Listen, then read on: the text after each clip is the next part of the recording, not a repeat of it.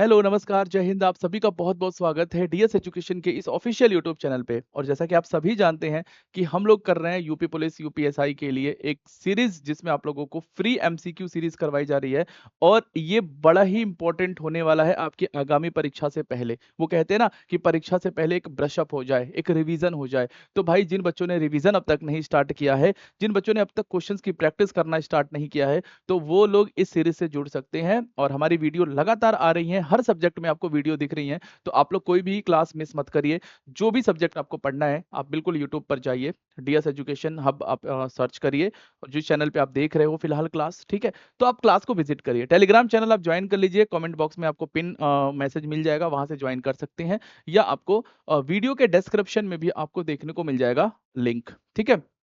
Free link है, free video है, बहुत अच्छे से देखिए और सपोर्ट करिए इस क्लास को भी, ठीक है। क्लास बहुत इंपॉर्टेंट होने वाली है, सभी टीचरों की क्लास काफी इंपॉर्टेंट और काफी इंपॉर्टेंट क्वेश्चन चल रहे हैं, ठीक है। तो हम लोग अपनी सीरीज को स्टार्ट कर रहे हैं और उसके आगे से बिल्कुल जो सीरीज है उसको आगे से ही कंटिन्यू कर रहे हैं। स्टार्ट करते हैं आज का हमारा पहला सवाल। सवाल आपकी स्क्रीन पर है, देखते हैं। ज्यादा समय खराब नहीं करेंगे भाई, क्वेश्चन आपके सामने है। क्वेश्चन क्या कहता है कि प्रधानमंत्री और भारतीय संघ के अन्य मंत्रियों की नियुक्ति राष्ट्रपति द्वारा निम्नलिखित में से किस अनुच्छेद के अंतर्गत की जाती है। अब देखो सवाल, मैंने पहले बोला है कि सवाल का जो बेस है वो पीवाईक्यू भी है, इसमें प्रीवियस ईयर क्वेश्चन भी है और इसमें मोस्ट एक्सपेक्टेड एमसीक्यूज हैं जो मैंने प्रिपेयर किया है आप लोगों के लिए। क्या क्वेश्चन एक्सपेक्ट किया जा सकता है, ठीक है। चलो, तो प्रधानमंत्री और भारतीय संघ के अन्य मंत्रियों की नियुक्ति, देखो सवाल क्या पूछा है, नियुक्ति को लेकर के पूछा है कि किस आर्टिकल में है, आर्टिकल पूछ रहा है ना। तो आप देखो, अगर आप आर्टिकल पढ़ते हो ना, एक देखो, एक आर्टिकल है 74 और एक आर्टिकल है 75। इन दो आर्टिकल में स्टूडेंट्स को कंफ्यूजन होता है। तो 74 में क्या कहता है, सुनना। 74 में ये कहता है कि राष्ट्रपति की सहायता के लिए एक मंत्री परिषद होगा। राष्ट्रपति की सहायता के लिए एक मंत्री परिषद होगा जिसका प्रमुख प्रधानमंत्री होता है। तो मंत्री परिषद यानी कि काउंसिल ऑफ मिनिस्टर का हेड तो प्राइम मिनिस्टर होता है और ये काउंसिल ऑफ मिनिस्टर जो होता है, जो मंत्री परिषद होता है, ये क्या करता है, ये राष्ट्रपति की सहायता के लिए बनाया जाता है। बस ये 74 में है। 75 में क्या है कि प्रधानमंत्री की नियुक्ति राष्ट्रपति करता है। मेरी बात को ध्यान से सुनना। प्रधानमंत्री की नियुक्ति राष्ट्रपति करता है और अन्य मंत्रियों की नियुक्ति प्रधानमंत्री की सलाह पर राष्ट्रपति करता है। यानी कि प्राइम मिनिस्टर अब एक सवाल पूछे आपसे कि who appoint prime minister of India, Bharat के प्रधानमंत्री की नियुक्ति कौन करता है। तो भारत के प्रधानमंत्री की नियुक्ति करता है राष्ट्रपति। और अन्य मंत्री जो होते हैं, अदर मिनिस्टर्स जो होते हैं, जो आपके कैबिनेट मिनिस्ट्री का जो शपथ लेते हैं, उनको उनकी नियुक्ति कौन करता है, राष्ट्रपति ही करता है, लेकिन प्रधानमंत्री की सलाह पे। ये आर्टिकल 75 में है।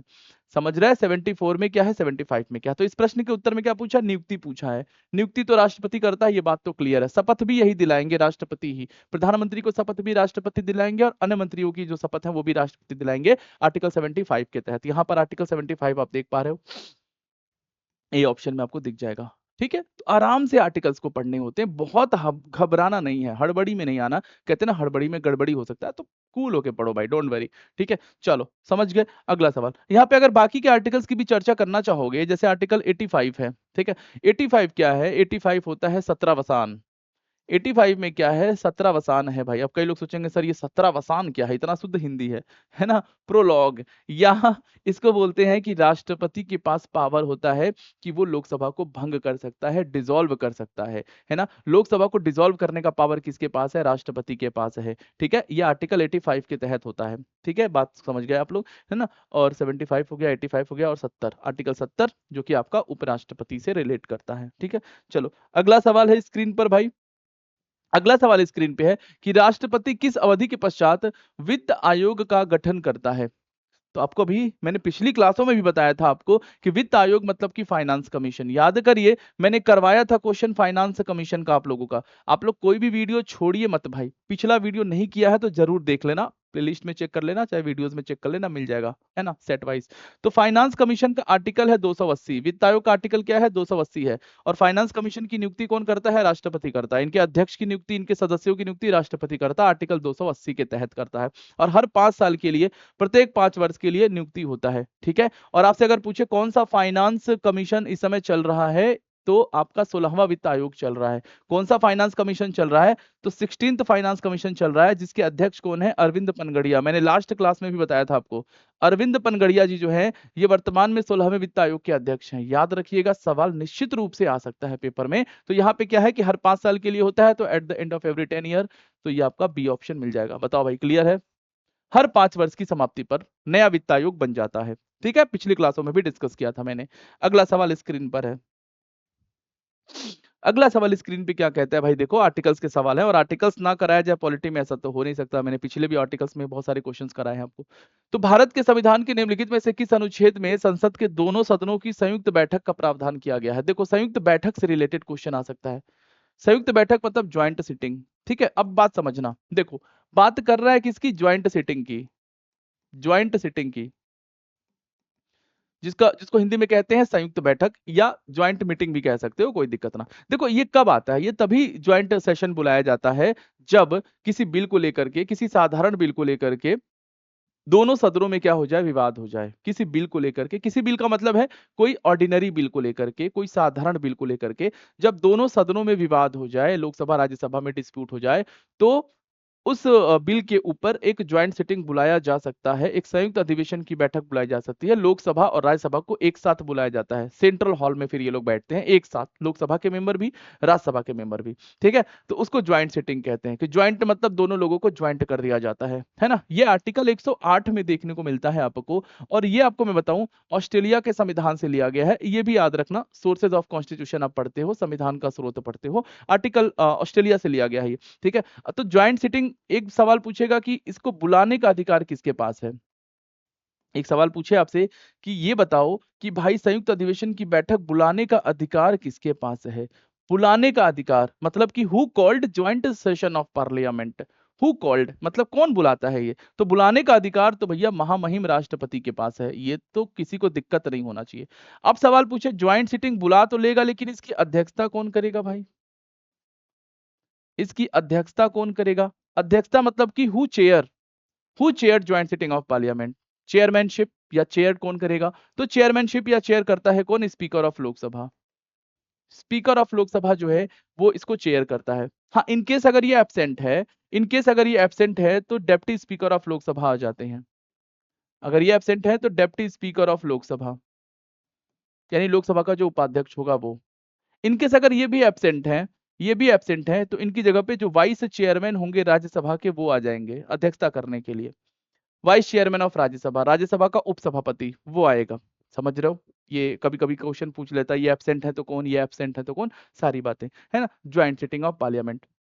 एक बात और याद रखना है कि ज्वाइंट सिटिंग ऑफ पार्लियामेंट जो भी बिल ये बुलाया जाएगा, ठीक है, तो इस पर कभी भी याद रखना है कॉन्स्टिट्यूशनल अमेंडमेंट नहीं होगा। इस बिल पर कॉन्स्टिट्यूशनल अमेंडमेंट नहीं किया जा सकता है, संविधान संशोधन नहीं किया जा सकता है, ये भी याद रखना है आपको। इसके अलावा याद रखना, अब तक इंडिया में 3 बार ज्वाइंट सिटिंग बुलाया गया है।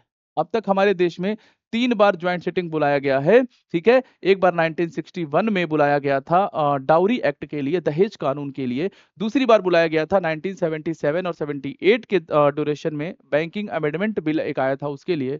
और तीसरी बार बुलाया गया था, पोटा एक बिल आया था, POTA, POTA, prevention of terrorism act, ये 2000 में आया था, 2000 और 2002 के बीच में हुआ था। ठीक है, तो अब तक 3 बार ज्वाइंट सिटिंग की बैठक हो चुकी है। बुलाने का अधिकार राष्ट्रपति के पास है, अध्यक्षता करता है स्पीकर ऑफ लोकसभा करता है।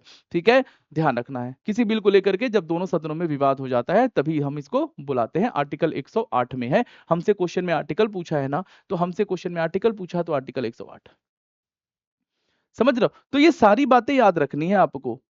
क्वेश्चन बस याद रखना इंपॉर्टेंट नहीं होता है, क्वेश्चन का व्याख्या, जो प्रश्नों की व्याख्या करी जा रही है उसको ध्यान से सुनना है आपको, क्योंकि वहां से भी आपका क्वेश्चन बनेगा, है ना। व्याख्या से भी क्वेश्चन बन सकता है ना भाई।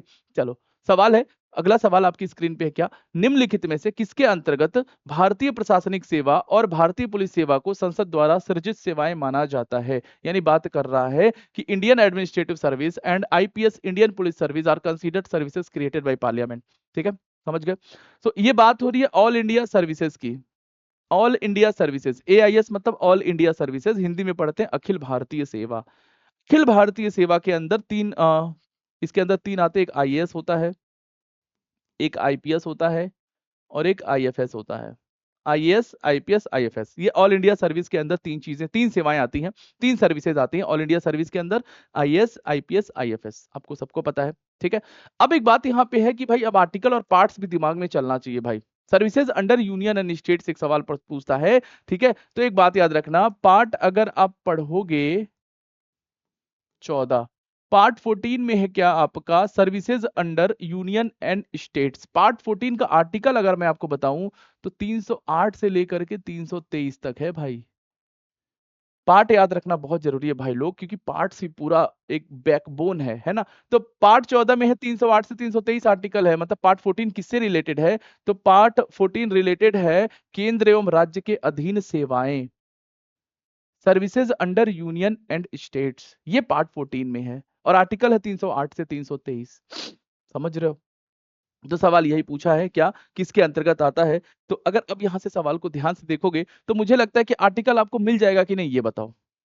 आर्टिकल मिल जाएगा कि नहीं, ये बताओ। क्या आपको नहीं लगता कि यही आर्टिकल होगा, अगर आपको थोड़ा सा पार्ट पता हो, थोड़ा सा आर्टिकल पता हो। अब देखो इसमें क्या कह रहा हूं मैं कि पार्ट 14 में है 308 से 323 का आर्टिकल, पार्ट 14 के अंदर में है services under union and states, केंद्र और राज्य के अधीन सेवाएं। अब 308 से 323 के बीच का आर्टिकल कहां पे है ना, 308 से 323 के बीच का आर्टिकल केवल यहां पर है ना। बाकी के आर्टिकल देखो बाहर के हैं, तो आराम से टिक कर सकते हो। एग्जामिनर कभी भी क्वेश्चन ऐसा नहीं बनाता है जिसमें आपको लगे कि वो एकदम से पगलवा देगा कि भाई कहां से एकदम कंफ्यूज कर दिया। वो अगर टफ क्वेश्चन है तो वो ऑप्शन इस तरीके से डील करेगा कि अगर आपको थोड़ा सा पता हो, थोड़ा सा आइडिया हो, तो आप क्वेश्चंस को कर ले जाओगे ऑप्शन एलिमिनेट करके। ये तरीका आपको डेवलप करना है, जो सीरियस स्टूडेंट है उनके लिए कह रहा हूं। जो कई लोग मजाक में ले जाते हैं ना, इससे पढ़ लेंगे यार, ठीक है यार अभी तो बहुत टाइम है, ठीक है पढ़ते रहो, फिर टाइम तो है ना, टाइम तो है ही, पढ़ते रहो, हम देखते हैं कितना होगा। तो वो चीज है भाई, ध्यान रखना। तो ऑल इंडिया सर्विस याद रखना, अखिल भारतीय सेवा के अंदर तीन सेवाएं हैं, IAS, IPS, IFS, Akhil Bharatiya सेवा, ऑल इंडिया सर्विस। इसका आर्टिकल क्या है, 312 देखने को मिलता है। अगर पूछे केवल कि ऑल इंडिया सर्विस का आर्टिकल क्या है, अखिल भारतीय सेवा का आर्टिकल क्या है, तो कहना 312 है भाई, ठीक है। और इस पर जो है कानून बनाने का अधिकार किसके पास है मैं बताऊं, तो इस पर कानून बनाने का अधिकार जो है वो ज्यादा पावर जो है वो राज्यसभा को दिया गया है। राज्यसभा के पास पावर है ऑल इंडिया सर्विस को बनाने का। राज्यसभा के पास बहुत कम होता है कि राज्यसभा के पास ज्यादा पावर हो। जनरली आपने सुना होगा लोकसभा के पास ज्यादा शक्ति होती है, लेकिन ऑल इंडिया सर्विस के मैटर में राज्यसभा के पास ज्यादा पावर होती है एज कंपेयर टू लोकसभा। इस बात को ध्यान से याद रखना भाई। अगला सवाल आपकी स्क्रीन पर है, देखते हैं क्या क्वेश्चन है भाई। अगेन क्वेश्चन आर्टिकल का है। देखो आर्टिकल को याद करना पड़ेगा। अगर आप चाहते हो आर्टिकल्स की एक अलग वीडियो आ जाए, केवल आर्टिकल्स के क्वेश्चन हो और आर्टिकल्स को याद करने का तरीका भी ट्रिकी तरीके से, तो आप लोग कमेंट में जरूर बता देना, मैं आर्टिकल्स का एक प्रॉपर आपका एक क्लास डिजाइन कर दूंगा, ठीक है। अगला क्वेश्चन देख लेते हैं। भारत के संविधान के निम्नलिखित लेखों में से कौन सा प्रशासनिक न्यायाधिकरणों से संबंधित है, ठीक है, यानी कि एडमिनिस्ट्रेटिव ट्रिब्यूनल्स की बात कर रहा। अब देखो ये सवाल उनमें से है जो हम गलती ज्यादा करते हैं। और मैं बार बार बोलता हूं कि पार्ट्स आपको देखना है कि कौन सा पार्ट और वो पार्ट का आर्टिकल क्या है। जैसे पार्ट वन क्या है, यूनियन एंड टेरिटरी, आर्टिकल क्या है 1 से 4। पार्ट 2 क्या है, नागरिकता, आर्टिकल क्या है 5 से 11। पार्ट 3 क्या है, फंडामेंटल राइट, आर्टिकल क्या है 12 से 35। पार्ट 4 क्या है, DPSP, आर्टिकल क्या है 36 से 51। पार्ट 4 का ए क्या है, फंडामेंटल ड्यूटीज, आर्टिकल क्या है 51 का ए। पार्ट 5 क्या है, यूनियन, आर्टिकल क्या है 52 से 151। पार्ट 6 क्या है, स्टेट्स, आर्टिकल क्या है 151 से 237, 152 से 237, सॉरी। पार्ट 7 क्या है, तो पार्ट 7 नहीं है, पार्ट 7 को निरस्त कर दिया गया है, रिपील कर दिया गया है, खत्म कर दिया गया है। 7वें संविधान संशोधन के द्वारा आर्टिकल 238 में था, जिसको एंड कर दिया गया है, जिसमें राज्यों को 4 भागों में डिवाइड किया गया था, खत्म हो गया पार्ट 7। पार्ट 8 क्या है, तो पार्ट 8 है यूनियन टेरिटरी, केंद्र शासित प्रदेश, आर्टिकल क्या है 239 से 242 आर्टिकल है। पार्ट 9 क्या है, तो 9 है पंचायत, आर्टिकल है 243। 243 का ए से लेके 243 का ओ तक है, मतलब कि क्लॉजेज हैं ढेर सारे, 243 याद कर सकते हो आप लोग। पार्ट 9 का ए जोड़ा गया है, जिसमें आप बोलते हो म्युनिसिपालिटी है, म्युनिसिपल कॉर्पोरेशन है, नगर पालिका जिसको हिंदी में कहते हो, जिसका आर्टिकल 243 ही है। 243 का पी से 243 का जेड जी तक है, मतलब 243 में ही आते हैं ये, ठीक है। पार्ट 9 का बी भी है, कोऑपरेटिव सोसाइटीज है, सहकारी संस्थाएं हैं, जिसको 97वां संविधान संशोधन 2011 में जोड़ा गया था, जिसका आर्टिकल 243 ही देखने को मिलता है। फिर पार्ट 9 के बाद पार्ट 10 आता है। पार्ट 10 में क्या है, schedule area and tribal areas है, जिसका आर्टिकल आपको देखने को मिलेगा 244 से लेके 244 का ए तक, 244 से 244 के ए तक का आर्टिकल है। फिर पार्ट 11 आता है, यूनियन एंड स्टेट्स का रिलेशनशिप बताता है, जिसका आर्टिकल 245 से लेकर के 263 तक है। तो ऐसे सारे पार्ट क्यों नहीं याद हो रहे आपको? आपको क्या लग रहा है मैंने रटा है? नहीं भाई, रट के तो कोई चीज ना होता है, ये बात तो समझ लेना। अगर आप सोचोगे, कहते हैं ना रटन तु विद्या घटन तु विद्या, तो याद करो ऐसे सारे पार्ट और आर्टिकल उसके। ठीक है, सवाल क्या कह रहा है? प्रशासनिक अधिकरण, न्यायाधिकरण। देखो ट्राइब्यूनल, प्रशासनिक ट्राइब्यूनल्स बनाए गए हैं, ये बनाया गया है। पार्ट आपको मैं बताऊं इसका, ठीक है, तो पार्ट है इसका 14 का ए, याद रखना, पार्ट 14 का ए, पार्ट 14 का ए है। और आर्टिकल क्या है? तो आर्टिकल है 323 का ए से लेकर के 323 का बी तक। ठीक है, इसको भी जो है क्योंकि ये जोड़ा गया है संविधान संशोधन में, 42nd कॉन्स्टिट्यूशनल अमेंडमेंट किया गया है 1976 में, उसको जोड़ा गया था। ठीक है, अब यहाँ पे आर्टिकल देख लो कहाँ पे है, 323 का ए, यहाँ पे एक ऑप्शन मिल जाएगा। क्या दिक्कत है इसमें? ऐसे क्वेश्चंस को डील करने का क्या दिक्कत है ना? हेडक नहीं लेना है, कॉन्सेप्ट से पढ़ लेना। आप लोग, बहुत लोग रटाएंगे आपको, ठीक है, बहुत लोग ऐसे आएंगे जो रटाने की कोशिश करेंगे, तो रटने का नहीं है भाई, समझ के आपको रटना। देखो अगर रटना भी चाहते हो ना, तो थोड़ा सा अंडरस्टैंड होके रटो। रटना चाहते हो तो मैं कभी ये सजेशन नहीं देता कि भाई रटो आप। ठीक है, अगला क्वेश्चन, अगला क्वेश्चन क्लियर है? नेक्स्ट क्वेश्चन क्या कहता है? नेक्स्ट क्वेश्चन आपकी स्क्रीन पर है, देखते हैं। निम्नलिखित में से कौन सा प्रावधान सही है, यानी कि which of the following is the correct. आइए पढ़ते हैं, देखते हैं स्टेटमेंट पढ़ते हैं कौन सा सही है। भारत के संविधान का भाग 3 मौलिक कर्तव्यों से संबंधित है, ये गलत, क्योंकि भाग 3 जो है मौलिक कर्तव्य नहीं, मौलिक अधिकारों से संबंधित है। मौलिक कर्तव्य तो भाग 4 का ए में है, तो पहला तो गलत हो गया, हमें बताना है सही। दूसरा क्या कह रहा है? दूसरा कह रहा है कि भारत के संविधान का भाग 4 का ए जो है वो नागरिकता से संबंधित है, गलत। भाग 4 का ए जो है वो आपका फंडामेंटल ड्यूटीज से रिलेटेड है, मौलिक कर्तव्यों से रिलेटेड है, जबकि नागरिकता भाग 2 में है। क्लियर बात? चलो सी ऑप्शन देखते हैं। भारत के संविधान का भाग 4 जो है वो राज्य नीति निर्देशक सिद्धांतों से संबंधित है, बिल्कुल सही बात है। भाग 4 क्या है आपको पता है? भाग 4 रिलेटेड है डीपीएसपी से। भाग 4 किससे रिलेटेड है? डीपीएसपी से, directive principle of state policy, राज्य के नीति निर्देशक सिद्धांत, आर्टिकल 36 से 51 आयरलैंड के संविधान से लिया गया है। ठीक है, तो ये लिखा है, सी ऑप्शन आपका यहाँ पे करेक्ट है। ये ऑप्शन आपका बिल्कुल करेक्ट है, सी ऑप्शन, क्योंकि ये सही लिखा है ना। डी भी देखो क्या लिखा, part 2 of the constitution of India deals with fundamental right, नहीं, पार्ट 2 डील नहीं करता फंडामेंटल राइट से, पार्ट 3 डील करता है फंडामेंटल राइट से। पार्ट 2 क्या डील करता है? सिटीजनशिप डील करता है। समझ गए मेरी बात? ठीक है, तो इस प्रश्न का उत्तर हो गया पार्ट 4 डीपीएसपी। कैसे याद करोगे? डीपीएसपी में कितने वर्ड है? 1 2 3 4, तो पार्ट 4। डीपीएसपी में कितने वर्ड है? 4 वर्ड है, तो भाग 4 में है। कितना आसान से याद हो गया। ठीक है, अगला सवाल देख लेते हैं, आ जाओ।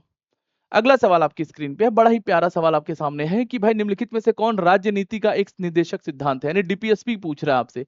अब मैंने आपको बताया कि डीपीएसपी का आर्टिकल आपको पता होना चाहिए 36 से 51 है। ठीक है, पार्ट जो है इसका 4 है, और किस देश के संविधान से लिया गया है? तो आयरलैंड के संविधान से लिया गया है। देखो ये सारी बातें आपसे एग्जाम में पूछी जाती हैं, वन लाइनर में आप लोगों ने पढ़ा होगा इसको। ठीक है, लेकिन अब पूछ रहा है कि बताइए भाई इनमें से डीपीएसपी कौन है। अब 36 से 51 अगर आपको आर्टिकल पता होगा तभी इस प्रश्न का उत्तर कर पाओगे, या तो या फिर एलिमिनेट करो बाकी चीजों से। देखते हैं, देखो पहला ऑप्शन क्या लिखा है? जीवन की सुरक्षा और व्यक्तिगत स्वतंत्रता, protection of life and personal liberty. देखो ये तो आर्टिकल 21 में है भाई, ये तो आर्टिकल 21 में है, और ये फंडामेंटल राइट है, तो ये तो नहीं होने वाला है भाई। बी ऑप्शन क्या कह रहा है? Protection of interest of minorities.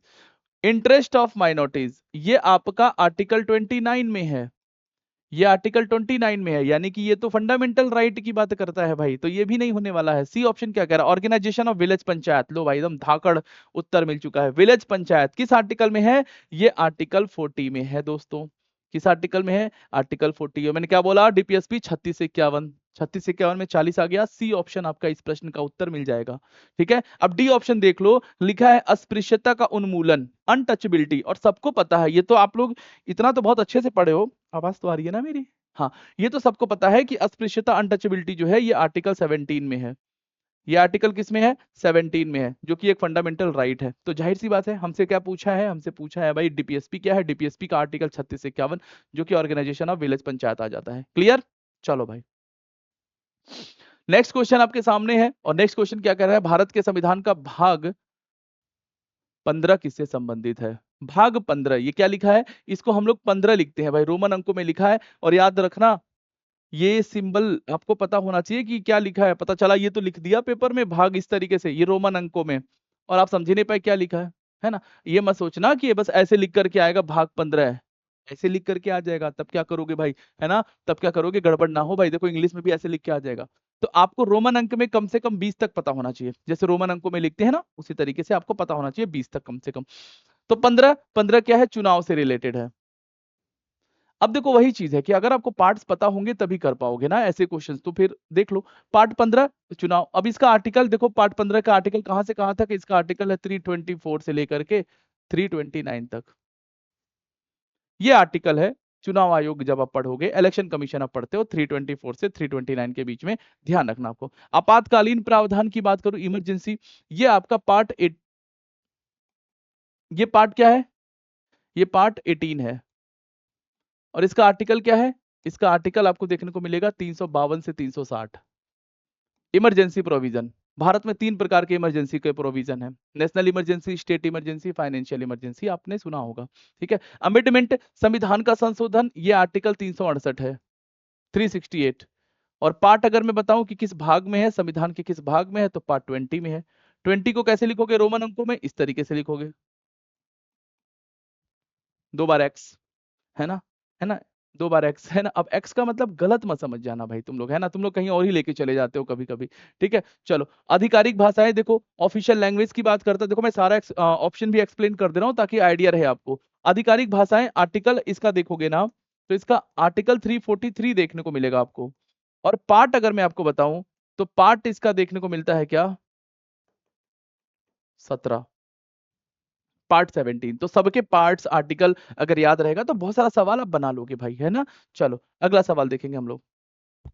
अगला क्वेश्चन है, भारत के संविधान का निम्नलिखित में से कौन सा अनुच्छेद राष्ट्रपति के महाभियोग की प्रक्रिया प्रदान करता है। भाई इम्पीचमेंट की बात करता है, महाभियोग की बात करता है, और महाभियोग का मतलब आप सबको पता है कि राष्ट्रपति को हटाने की एक प्रक्रिया होती है। महाभियोग क्या होती है, राष्ट्रपति को हटाने की एक प्रक्रिया होती है, ठीक है, जो कि अमेरिका के संविधान से लिया गया है, याद रखना। और महाभियोग संसद के किसी भी सदन से इंट्रोड्यूस किया जा सकता है, यानी कि इसको संसद के किसी भी हाउस में ला सकते हो आप लोग। और राष्ट्रपति लाने से पहले आपको राष्ट्रपति को 14 दिन पहले नोटिस देना पड़ेगा, ठीक है, 14 डेज अर्लियर आपको नोटिस देना पड़ेगा, और फिर जो है आप इसको संसद के किसी भी हाउस से इंट्रोड्यूस कर सकते हो। महाभियोग ये राष्ट्रपति को हटाने की एक प्रक्रिया है, कहां से लिया गया, अमेरिका के संविधान से। आर्टिकल क्या है, 61 है, आर्टिकल क्या है, 61 है, बताओ, क्लियर है, आर्टिकल 61 में देखने को मिलता है। अगर आप कहोगे बाकी आर्टिकल सर ये भी आर्टिकल, ये भी, है ना, अभी सब आर्टिकल आपको नए लग रहे हैं, मतलब नए इन द सेंस कि ऐसे आर्टिकल ना तो कोई पढ़ाता है आपको, ना आप पढ़ते हो, लेकिन पेपर में आता है तो हम कहते हैं यार सवाल कहीं से आ गया, पता नहीं कहां से आ गया, ठीक है। तो क्योंकि यार आपको रटाने का काम होता है। देखो मैं आर्टिकल्स अगर बताऊं, 88, देखो 88 क्या कहता है, 88 ये बेसिकली आर्टिकल होता है, स्पेशल प्रोविजन है अटॉर्नी जनरल ऑफ इंडिया के लिए, जो भारत का महान्यायवादी है ना, उसको आर्टिकल 88 के तहत कुछ संरक्षण मिला है, कुछ स्पेशल राइट मिला है, प्रिविलेज मिला है कुछ। क्या प्रिविलेज है, प्रिविलेज मतलब विशेषाधिकार, कि जैसे आपने सुना होगा कि भारत का जो अटॉर्नी जनरल ऑफ इंडिया है, वो संसद के किसी भी सदन में जा सकता है, बैठ सकता है, अपनी बात रख सकता है, लेकिन सिर्फ वोट नहीं कर सकता, कांट पार्टिसिपेट इन वोटिंग, केवल मतदान में हिस्सा नहीं ले सकता है, लेकिन वो संसद के किसी भी हाउस में जा सकता है, बोल सकता है, बैठ सकता है, अपनी बात रख सकता है, इवन वो संसद की समितियों का हिस्सा भी हो सकता है, संसद में जो पार्लियामेंट्री कमेटी होती है उसका मेंबर भी बन सकता है, समझ रहे हो ना। ये 88 उनको क्या करता है, स्पेशल प्रोविजन देता है, ठीक है। 78 क्या है, तो 78 में लिखा हुआ है ड्यूटीज ऑफ प्राइम मिनिस्टर, प्रधानमंत्री का कर्तव्य। क्या है भाई प्रधानमंत्री का कर्तव्य, तो प्रधानमंत्री का कर्तव्य है कि वो राष्ट्रपति को समय टू टाइम टू टाइम पर जो भी पॉलिसीज हैं, जो भी योजनाएं हैं, वो उनको अपडेट करते रहें, है ना। तो ड्यूटीज ऑफ प्राइम मिनिस्टर, ये प्रधानमंत्री का कर्तव्य है कि राष्ट्रपति को वो सूचित करते रहें अपनी योजनाओं के बारे में। 73 क्या है, तो 73 है कि कार्यपालिका शक्ति का विस्तार। जैसे आप सबको पता है कि भारत की कार्यपालिका का प्रमुख कौन है, एग्जीक्यूटिव हेड ऑफ इंडिया। अगर आपसे पूछे कि executive head of India, Bharat की कार्यपालिका प्रमुख कौन है भारत की, तो वो है आपका राष्ट्रपति।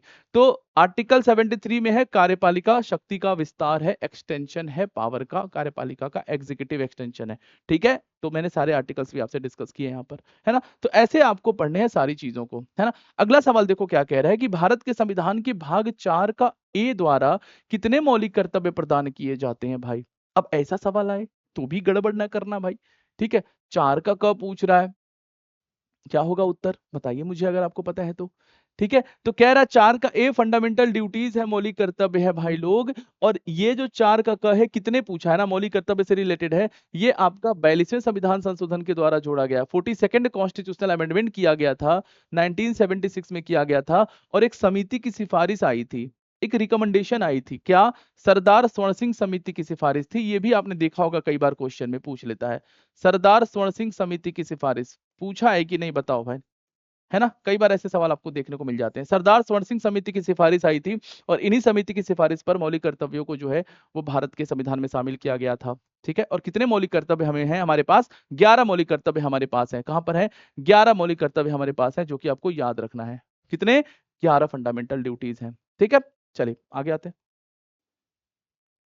नेक्स्ट क्वेश्चन है, नेक्स्ट क्वेश्चन बताइएगा कि पुंछी आयोग क्या कह रहा है भाई?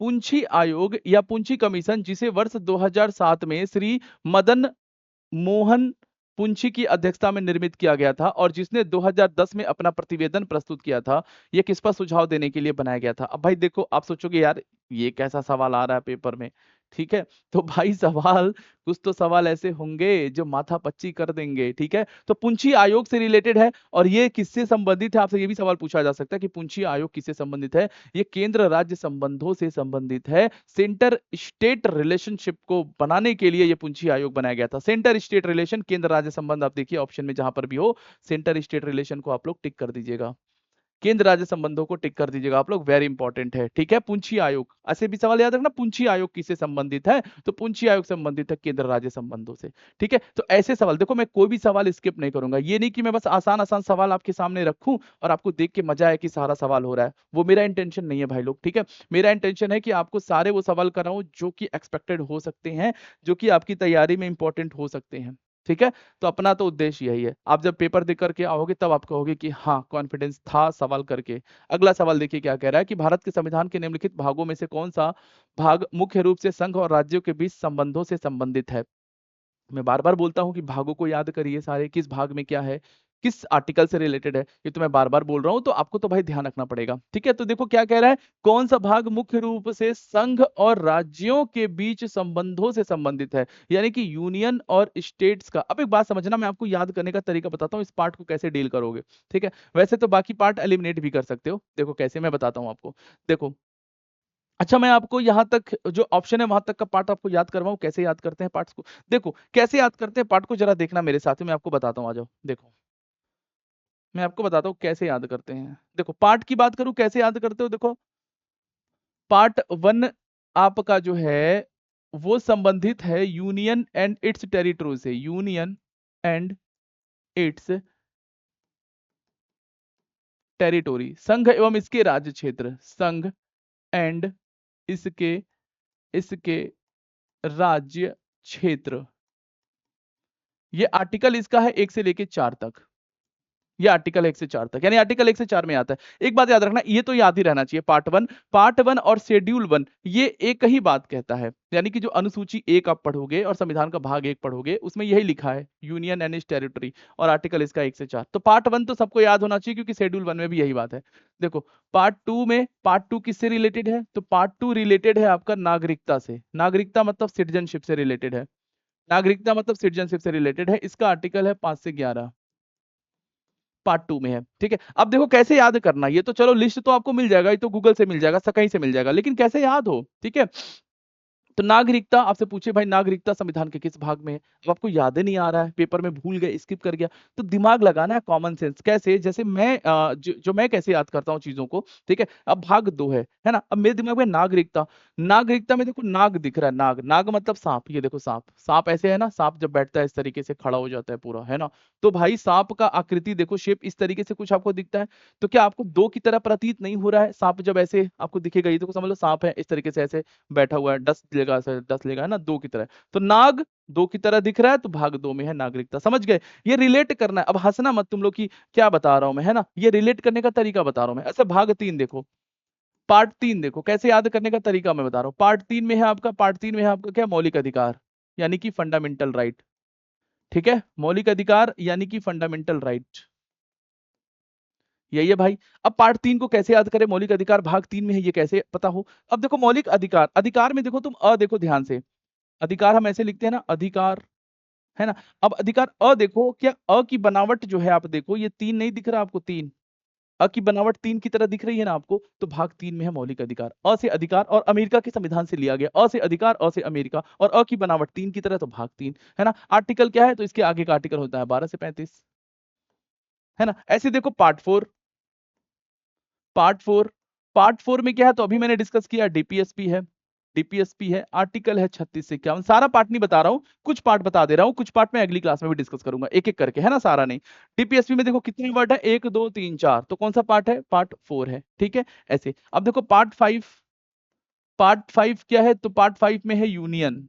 पार्ट 5 में क्या है, यूनियन, यूनियन को क्या बोलते हैं, संघ, यूनियन को क्या कहते हैं, संघ कहते हैं, ठीक है। अब देखो इसका आर्टिकल में अगर बताऊं आपको, तो इसका आर्टिकल तो है 52 से लेके 151 तक, ये आर्टिकल है। ये सबसे बड़ा पार्ट है हमारे संविधान का। अगर पूछे हमारे संविधान का सबसे बड़ा भाग कौन सा है, तो सबसे बड़ा भाग पार्ट 5 ही आता है। अब देखोगे इसमें आर्टिकल्स बहुत ज्यादा है, सबसे ज्यादा आर्टिकल्स इसी पार्ट्स में है, ठीक है।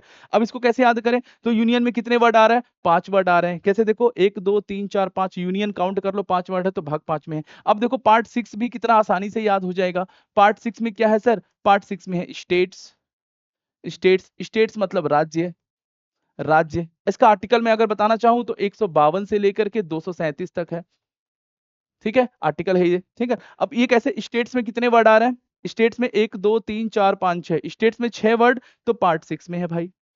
समझ रहे हो ना, तरीका है हर चीज का भाई। लोग ऐसा नहीं कि बस ऐसे ही तुक्का मार के चल रहे हैं कि रटना है, नहीं। पार्ट 7 क्या है, तो पार्ट 7 को समाप्त कर दिया गया, मैंने बताया। पार्ट 7 स से 7, स से समाप्त, क्योंकि पार्ट 7 अब हमारे संविधान का हिस्सा नहीं है। अब हमारे संविधान में नहीं है ये पार्ट 7, इसको खत्म कर दिया गया है, इसको डिलीट कर दिया गया है, इसको हटा दिया गया है 44वें संविधान, सॉरी 7वें संविधान संशोधन 1956 के द्वारा इसको हटा दिया गया है। समझ रहे हो मेरी बात, समझ रहे हो। पार्ट 8 में क्या, मैं बता दे रहा हूं, लिख नहीं रहा हूं। पार्ट 8 में क्या है, तो भाग 8 में है यूनियन टेरिटरी, केंद्र शासित प्रदेश। तो केंद्र शासित प्रदेश कितने हैं, 8 हैं। कितने यूनियन टेरिटरी है, 8 है। तो किस पार्ट में, पार्ट 8। कितना आसानी से याद हो गया कि 8 यूनियन टेरिटरी है, भाग 8 में है भाई, ले याद हो गया। पार्ट 9 में क्या है, पार्ट 9 में क्या, अभी देखो ऐसे पूछू, पार्ट 9 में क्या है, समझ रहे हो। पार्ट 9 में है पंचायत, पंचायत, समझ रहे हो, या इंग्लिश में आप लोग लिख लो, क्या दिक्कत है, पंचायत ऐसे ही तो लिखते हैं। काउंट कर लो वर्ड, 9 आएंगे। पंचायत में वर्ड काउंट कर लो, 9 आएंगे। चलो ये भी नहीं याद हो रहा है, छोड़ दो। पंचायत में देखो, प से 5, च से 4, प से 5, च से 4, 5 4 9, ले भाई ऐसे भी याद हो गया। समझ रहे हो ना, तो याद रखने का तरीका है भाई, टेक्निक है, ढूंढो याद करने का, ठीक है। अभी तक यूट्यूब पर आपको इस तरीके से आपको कोई समझाएगा नहीं, बताएगा नहीं, है ना। लोग आते हैं बस क्वेश्चन कराते हैं, टिक करवा के आगे बढ़ जाते हैं कि भाई व्यूज काउंट हो जाए, है ना। केवल व्यूज के लिए पढ़ाने का क्या मतलब है यार, जब समझ में ना आ रहा तो, ठीक है। पढ़ाओ ऐसा कि वो क्वेश्चन एग्जाम में भी आए, तब तो मजा आए, है ना। तो वो चीज है ऐसे। पार्ट 10, अब आपसे पार्ट 10 पूछे क्या है, तो पार्ट 10 है आपका schedule area and tribal areas. समझ रहे हो, अनुसूचित जाति एवं जनजातीय क्षेत्र, ये भाग 10 में है। जो शेड्यूल 5 है, अनुसूची 5 में जो है वही भाग 10 है, ऐसे याद करो। अनुसूची जो 1 है वही भाग 1 है, अनुसूची जो 5 है वही भाग 10 है। ऐसे भाग 11 आपसे पूछ रहा, पार्ट 11 क्या है, तो पार्ट 11 में क्या है, स्टेट्स और यूनियन का रिलेशनशिप है। भाग 11 आपसे पूछे क्या है, तो आप बोलोगे relationship between union and states, केंद्र एवं राज्य संबंध, केंद्र और राज्यों का संबंध। अब कैसे याद करोगे पार्ट 11, पार्ट 11 देखो, पार्ट 5 में क्या है, पार्ट 5 है यूनियन और पार्ट 6 है स्टेट्स। इन दोनों का रिलेशन क्या है, पार्ट 11 है। दोनों को जोड़ दो, 5 और 6 जोड़ दो, 11 आ जाएगा, और यूनियन और स्टेट्स को जोड़ दो, 11 हो जाएगा। समझ गए। अब क्वेश्चंस को देखो यहाँ पर क्या कह रहा है, कि मुख्य रूप से संविधान में संघ और राज्य का पूछ रहा है आपसे। अब क्या इस प्रश्न का उत्तर ना कर पाओगे भाई, है ना। पार्ट 11 कहाँ लिखा है, ये लिखा है। पार्ट 9 में क्या है, पंचायत है, ठीक है। पार्ट 7 में क्या है, तो पार्ट 7 समाप्त कर दिया गया, अब नहीं है ये, ठीक है। और पार्ट 5 क्या है, तो यूनियन है भाई। याद करने का तरीका है, ठीक है। मैं सारे तरीके आपको बताऊंगा एक एक करके, है ना। बस क्लासेस जैसे जैसे आगे बढ़ती जाएंगी, मैं आपको सारे टेक्निक बताता चलूंगा बहुत अच्छे से, फ्री माइंड में भी। थियरी क्लास भी आपकी चल रही है पहले से भी क्लासेस, तो आपको सारी क्लासेस आपको बताई जाएंगी कैसे क्वेश्चंस को डील करते हैं, और थियरी भी आपको बताऊंगा, कॉन्सेप्ट भी बताऊंगा। अगला सवाल पहले स्क्रीन पर है, उसको सॉल्व करते हैं हम लोग, आइए। भारत में निम्नलिखित में से कौन सा संवैधानिक पद नहीं है भाई, कौन सा संवैधानिक पद नहीं है, अब मेरे को बताइए कौन सा संवैधानिक पद नहीं है। 1 मिनट, हाँ बताओ भाई। तो संवैधानिक पद नहीं है। अब एक बात समझो, संवैधानिक पद का मतलब होता है कि जिसका संविधान में उल्लेख नहीं है। जो संवैधानिक पद होगा उसका कोई ना कोई आर्टिकल होगा, जाहिर सी बात है। ठीक है, जाहिर सी बात है, कोई ना कोई आर्टिकल होगा। तो संवैधानिक पद किसका नहीं है, तो अगर मैं आपको बताऊं, ठीक है, सिंपल सी बात याद रखना आप लोग कि जैसे कैग है, इसका आर्टिकल है आपका 148 से 151, यानी कैग जो है इसका उल्लेख हमारे संविधान में किया गया है, यानी कि ये तो संवैधानिक पद है। जिसका भी उल्लेख संविधान में है वो संवैधानिक पद है। ठीक है, जैसे अटॉर्नी जनरल आपको पता है आर्टिकल 76 में है, तो आर्टिकल है मतलब कि ये भी कॉन्स्टिट्यूशनल पोस्ट है। एडवोकेट जनरल स्टेट किसी राज्य में अधिवक्ता, ये भी कॉन्स्टिट्यूशनल पोस्ट है भाई, है ना, गड़बड़ मत करना, आर्टिकल 165 में है ये। आर्टिकल 165 पढ़ लेना, जाके पता चल जाएगा। यानी कि सॉलिसिटर जनरल जो लिखा हुआ है ये ऑप्शन, ये आपका जो है ये कॉन्स्टिट्यूशनल पोस्ट नहीं होता है। ठीक है, सॉलिसिटर जनरल जो है ये कॉन्स्टिट्यूशनल पोस्ट नहीं है, यानी कि संविधान में सॉलिसिटर जनरल का उल्लेख नहीं किया गया, बाकी का किया गया जो ऑप्शन में है। ठीक है, चलो भाई, अगला क्वेश्चन आपकी स्क्रीन पर है। क्वेश्चन क्या कहता है आइए देखते हैं। इंडियन कॉन्स्टिट्यूशन प्रोवाइड कितने टाइप्स का fund to the central government, ये तो मैंने आपको बताया था। फंड कितने प्रकार के हैं मैंने नहीं बताया था क्या आपको? फंड 3 प्रकार के होते हैं भाई। फंड कितने प्रकार के? 3 प्रकार के। कौन कौन से? तो एक बताया था आपको कॉन्सोलिडेटेड फंड, कॉन्सोलिडेटेड फंड बताया था या नहीं? मतलब कि संचित निधि हिंदी में कहते हैं इसको, संचित निधि।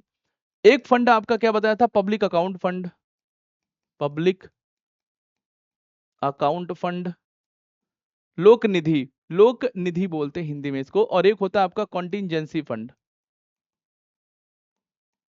कॉन्टिंजेंसी, या इसी को एक और वर्ड बोलते हैं emergency fund, emergency fund Hindi में आकस्मिक निधि कहते हैं, हिंदी में आकस्मिक निधि कहते हैं। ये 3 तरह के फंड आपको याद रखना है। इसका आर्टिकल जो है इसका 267 है, और इन दोनों का आर्टिकल 266 में आता है। ये 266 1, ये 2, ठीक है, तो इस तरीके से।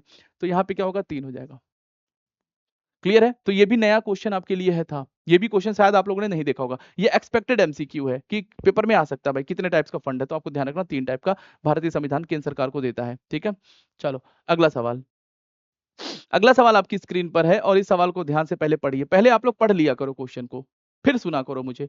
ठीक है, सवाल क्या कह रहा है? भारतीय संविधान के किस आर्टिकल के अंतर्गत केंद्र सरकार द्वारा अनुमानित प्राप्तियों और व्यय का वार्षिक वित्तीय विवरण, क्या लिखा है यहाँ पे? वार्षिक वित्तीय विवरण संसद के दोनों सदनों के समक्ष प्रस्तुत किया जाना अनिवार्य किया गया है ना। देखो यहाँ पे बात पता है क्या हो रही है? इतना लंबा क्वेश्चन तो लिख दिया, मतलब सिर्फ एक ही है, मतलब सिर्फ एक ही है, बजट। मतलब सिर्फ एक ही है, बजट, है ना, बजट पूछ रहा है। अब पहली बात तो बजट हमारे संविधान में है नहीं, मतलब बजट का उल्लेख हमारे संविधान में नहीं किया गया है भाई, याद रखना। बजट की जगह पे जिस वर्ड का यूज किया गया है उसको बोलते हैं हम लोग एनुअल फाइनेंशियल स्टेटमेंट, वार्षिक वित्तीय विवरण बोला जाता है। ये आर्टिकल पूछ रहा है, तो आर्टिकल 112 सबने पढ़ रखा है, बजट का आर्टिकल 112 है। हालांकि बजट हमारे संविधान में ये शब्द नहीं है, इसकी जगह पे जो शब्द है वो यहाँ पे लिखा हुआ है वार्षिक वित्तीय विवरण, एनुअल फाइनेंशियल स्टेटमेंट। आर्टिकल 112 कहां पर है? 112। समझ रहे हो ना? तो प्रश्नों को डील करने का तरीका आपको आना चाहिए। ठीक है, अगला प्रश्न देखते हैं। अगला प्रश्न आपकी स्क्रीन पर आइए, देखते क्या लिखा है। भारतीय संविधान के निम्नलिखित में से किस अनुच्छेद में वित्त विधेयक का उल्लेख किया गया है? देखो मैं फिर बोलता हूं कि वित्त विधेयक, यहाँ पे बात हो रही है फाइनेंस बिल की। देखो फाइनेंस बिल जो है वो तो आर्टिकल 117 में है, फाइनेंस बिल तो आर्टिकल 117 में है। मनी बिल का आर्टिकल 110 है। आप लोग गड़बड़ मत करना, अगर आपसे मनी बिल पूछ रहा है ना दोस्त, गड़बड़ मत करना, ठीक है। अगर आपसे मनी बिल पूछ रहा है तो मनी बिल का आर्टिकल 110 होने वाला है, लेकिन फाइनेंस बिल का आर्टिकल 117 है। ऑप्शन नहीं दिया है यहाँ पर, कोई दिक्कत ना है, ऑप्शन नहीं दिया तो कोई बात नहीं, है ना, गलत भी होता है ऑप्शन, ठीक है। तो इस प्रश्न में नहीं दिया है। हाँ 110 यहाँ पे ऑप्शन जरूर दिया है, तो 110 को आप तभी टिक करते जब आपसे मनी बिल पूछता, जब आपसे धन विधेयक पूछता। लेकिन जब फाइनेंस बिल पूछ रहा है तो उसका आर्टिकल 117 होगा। तो हमसे पेपर में फाइनेंस बिल पूछा, आर्टिकल 117 है, ऑप्शन में नहीं है, कोई बात नहीं, हमें उत्तर पता चल गया ना। ठीक है, चलो ध्यान रखना। 112 में आपको पता ही है, 112 में क्या है? एनुअल फाइनेंशियल स्टेटमेंट, जिसको बोलते हैं वार्षिक वित्तीय विवरण, जो कि आप लोग बजट बोलते हो। ठीक है, ध्यान रखना। चलिए अगला सवाल। संविधान सभा द्वारा संविधान को बनाने के लिए कितनी समितियां बनाई गई हैं? देखो जनरली ये बात कर रहा है कि कितनी संविधान की समितियां बनाई गई थी। जनरली कहा जाता है कि छोटी बड़ी समितियां अगर हम कुल मिला लें, संविधान सभा में छोटी बड़ी समितियां कुल मिला लें, तो लगभग 22 समितियों का निर्माण हुआ था। लेकिन फिक्स नंबर कहीं नहीं है। बट इस प्रश्न का उत्तर जो आयोग ने माना था, एक बार ये किसी परीक्षा में पूछा गया सवाल है, ठीक है, और आयोग ने माना था कि भाई कितनी संविधान की समितियां बनी थी, तो आयोग ने माना था भाई 13। ठीक है, इस प्रश्न का उत्तर आयोग के द्वारा 13 माना गया है, जो कि आपको ध्यान में रखना है। ठीक है, हालांकि अगर पूछे ऐसे कि भाई संविधान सभा ने छोटी बड़ी कुल कितनी समितियां बनाई, तो ऐसा भी कहीं कहीं लिखा है कि छोटी बड़ी कुल मिला के लगभग 22 समितियों का निर्माण किया गया था, छोटी बड़ी समितियां, ऐसा भी लिखा हुआ है कहीं कहीं। बट ठीक है, आयोग ने जिसको उत्तर माना है उसको ही हम मानकर चलेंगे ताकि हमारा गलत ना हो। ठीक है, चलो आगे बढ़ते हैं। देख लीजिए यहाँ पे लिखा है टोटल, है ना, 13। ठीक है ना, चलो पीडीएफ आपको टेलीग्राम चैनल पर मिल जाएगा, टेलीग्राम आप लोग ज्वाइन कर लीजिएगा। डीएस एजुकेशन हब आपको कमेंट में पिन कर दिया जाएगा, या आप एक बार डिस्क्रिप्शन चेक कर लेना इस लिंक का। चलो भाई, कह रहा निम्नलिखित में से कौन संविधान सभा के सचिव थे? अब ये क्वेश्चन करके बताया जरा, जिसकी पॉलिटी अच्छी है ना, जिसको लगता है यार सर मेरी पॉलिटी बड़ी अच्छी है, कोई भी क्वेश्चन पूछ लो, तो जरा बताओ संविधान सभा के सचिव कौन थे? Secretary of the constituent assembly. यहाँ पे है ऑप्शन HVR अयंगर है, SC मुखर्जी है, राजेंद्र प्रसाद जी हैं और हुसैन इमाम है ना। अब इस प्रश्न का उत्तर निश्चित रूप से कुछ लोग सही करेंगे, कुछ लोग गलत करेंगे, कोई बात नहीं, अब आप सही करिएगा। देखो SC मुखर्जी ये तो आपके संविधान सभा के उपाध्यक्ष थे। क्या थे? उपाध्यक्ष थे। उपाध्यक्ष मतलब वाइस चेयरमैन।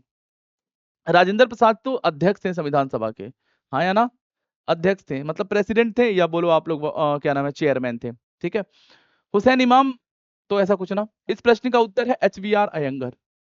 ये याद रखना है, शायद ये नाम आपके लिए नया हो सकता है, शायद ये नाम आप लोगों ने इसके पहले नहीं सुना होगा, लेकिन अब से याद रखना है। ठीक है, HVR अयंगर। तो ये था आज का सेशन। कैसा लगा क्लास आप लोग जरूर बताना, क्वेश्चंस का लेवल बताना कैसा है, और आपको मजा आया कि नहीं, दिमाग दौड़ा कि नहीं। दिमाग दौड़ना चाहिए और आपको पता चलना चाहिए कि कैसे क्वेश्चन से डील करना है। तो नए क्वेश्चंस के साथ एक बार फिर से आपके सामने आऊंगा नेक्स्ट क्लास में फिर से। ठीक है, इस वीडियो को अपना सपोर्ट पूरा प्यार दिखाइएगा। क्लास कैसी लगी कमेंट बॉक्स में जरूर बता देना आप लोग। ठीक है, तो इसके बाद अगले सेशन में फिर हम मिलेंगे, मतलब कि अगली क्लास, और तब तक के लिए आप सभी को नमस्कार, टेक केयर, जय हिंद।